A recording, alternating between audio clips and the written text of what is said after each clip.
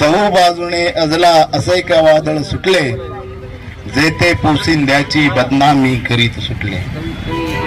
चहूबाजूने अजला असे का वादळ सुटले, जेते पोसिंद्याची बदनामी करीत सुटले. जातीवादाचे पीक पिकले र, गोळी गोळीनं पाखर टिपले र, गोळी गोळीनं पाखर टिपले र. तुझी लांबी मोजली, तुझी खोली मोजली, तुझी रुंदी मोजली, तुझी उंची मोजली, तुझ्या व्यक्तिमत्वाचा पत्ताच लागला नाही. कारण तू अथंग पसरलेला सागर, तू प्रचंड हिमालय, तू विस्तृत पसरलेला आभाळ. इथल्या हिंदुत्ववादी मानसिकतेच्या वैज्ञानिकालाही तुझा ठाव लागला नाही.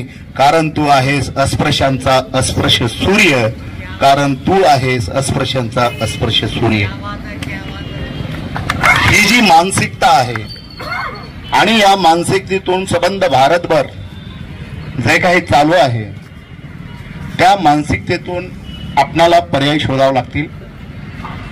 ज्या ज्या वेळेस इथे पुतळ्यांची विटंबना झाली, 10-15 वर्षापूर्वीच्या घटना आहेत, त्यावेळेस अत्यंत हा आंबेडकरी समाज संयमानं शांततेनं पुतळ्याजवळ जाऊन पुतळ्याचं शुद्धीकरण करून पुतळ्यांची पुष्पहार घालून आणि वंदना घेऊन आपण हे केलेलं होतं. विरोधकांना जे पाहिजे ते आपण देत नव्हतो आणि म्हणून दंगली घडत नव्हत्या. समाजामध्ये सामाजिक ऐक्याचं सौहार्दाचं वातावरण तयार झालेलं होतं. आता पुन्हा 15 वर्षानंतर 20 वर्षानंतर हे सगळं चालू झालेलं आहे. मित्रांनो, आपण सम्राट मित्रमंडळाचे आभार मानायला पाहिजे की कारण का त्यांनी हे कार्यक्रम सिद्धार्थ कुमार सूर्यवंशी यांच्या नेतृत्वामध्ये घेतलेला आहे. आज पाहतो आहोत आपण सगळीकडे उदासीनता आहे, नैराश्याचं वातावरण आहे. आपण जीव मुठीत घेऊन वागतो आहोत. अशा प्रसंगात धीर देणारी माणसं, रस्त्यावर समाजाप्रती अस्मिता आणि स्वाभिमान जागृत करणारी माणसं संविधानिक मार्गाने पुढे येत आहेत आणि आपल्या शांततेनं हा निषेध नोंदवत आहेत. माझा मुद्दा असा आहे की जिथं जिथं मला तर प्रश्न पडतो की साला जे माते फिरू आहेत आणि जे मनोरुग्ण आहेत यांचं पुतळ्यांचे काय वैर आहे, ते एक संशोधनाचा विषय आहे. पुतळ्यांचा काय वैर, पुतळ्यासोबत काय वैर आहे या माते फिरूंचं, या मनोरुग्णांचं, एकदा हे संशोधन करण्यासारखा विषय आहे. त्याच्यामध्ये आपण खोलापर्यंत गेलं पाहिजे. आणि इथं मी बाबासाहेबांच्या पुतळ्याची विटंबना झाली काय, शिवाजी महाराजांच्या पुतळ्याची विटंबना झाली काय, निषेध नोंदवणं किंवा आपण प्रतिक्रिया देणे इथपर्यंत नाही. तर संविधान हे राष्ट्रीय ग्रंथ आहे. संविधान हे राष्ट्रीय ग्रंथ आहे आणि त्या राष्ट्रीय ग्रंथांचं जर कोण तोडफोड करत असेल, त्याचं विद्रुपीकरण करत असेल, कुणी चिरफाड करत असेल किंवा त्याचा अवमान करत असेल, बदनामी करत असेल राष्ट्रीय ग्रंथाचं, त्याच्यावर राष्ट्रद्रोहाचा गुन्हा लागू केला पाहिजे. अशा या मतासाठी मी इथं उभा आहे. आपण शांततेच्या मार्गाने प्रशासनाला सहकार्य जरूर केलं पाहिजे.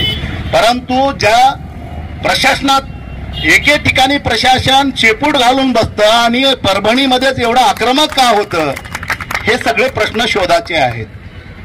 आणि म्हणून इथली मानसिकता, कारण का बाबासाहेब आंबेडकरांनी सुद्धा म्हटलेलं होतं की mister Gandhi where is my motherland, where is my motherland. कारण का बाबासाहेबांनी म्हटलेलं होतं की गांधीजी मला मातृभूमी कुठं आहे. अरे या मातृभूमीमध्ये आम्ही राष्ट्रावर प्रेम करतो, राष्ट्राच्या संपत्तीवर प्रेम करतो, राष्ट्राच्या प्रत्येक कलमाचं, कायद्याचं, संविधानाचं संरक्षण करण्यासाठी आम्ही रस्त्यावर आहोत. तरी आमच्यावर अन्याय अत्याचार होत आहेत. तरी आम्ही बाबासाहेबांच्या ज्या संविधानिक मूल्यांचं जपणूक करण्यासाठी आमच्या स्वतःवर बहिष्कार टाकून घेतलेले आहेत, आमच्या हत्याकांड घडून घेतले आहेत, आमच्या आया बहिणीवर बलात्कार झालेले आहेत, आमच्या गावगुंड म्हणून आम्हाला बहिष्कृत केलेला आहे, तरी आम्ही संवैधानिक मार्गाने जगतो आहोत. आता हा अंत पाहण्याचा वेळ खरं तर प्रशासनाने या समाजावर आणू नये असं मला वाटतं. कारण का एवढे हाल आणि एवढे हाल सोसून देखील या देशावर प्रेम करणारी जनता ही आंबेडकरी अनुयायीच आहे. हे इतिहासानं साध्य केलेलं आहे, सिद्ध केलेलं आहे. आणि म्हणून मित्रांनो, आपण शांततेच्या मार्गानं जे संविधानिक मार्ग जे जे आहेत त्या मार्गाचा अवलंबन करून आपण संयमानं इथं राहिलं पाहिजे.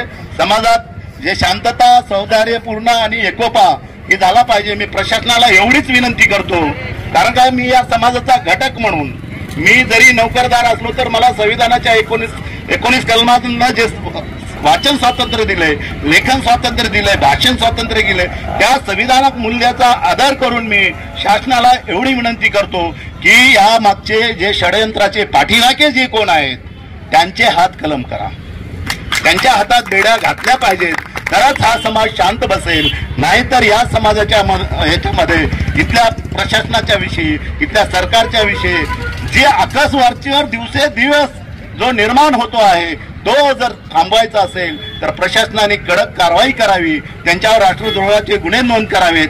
जो आता व्यक्ती पोलीस याच्यामध्ये न्यायालयीन कस्टडीमध्ये जो वारलेला आहे त्याचा सखोल चौकशी करून त्यांच्यावर देखील 302चे गुन्हे दाखल होत आहेत का नाही या दृष्टीनं आपला तपास लावावा.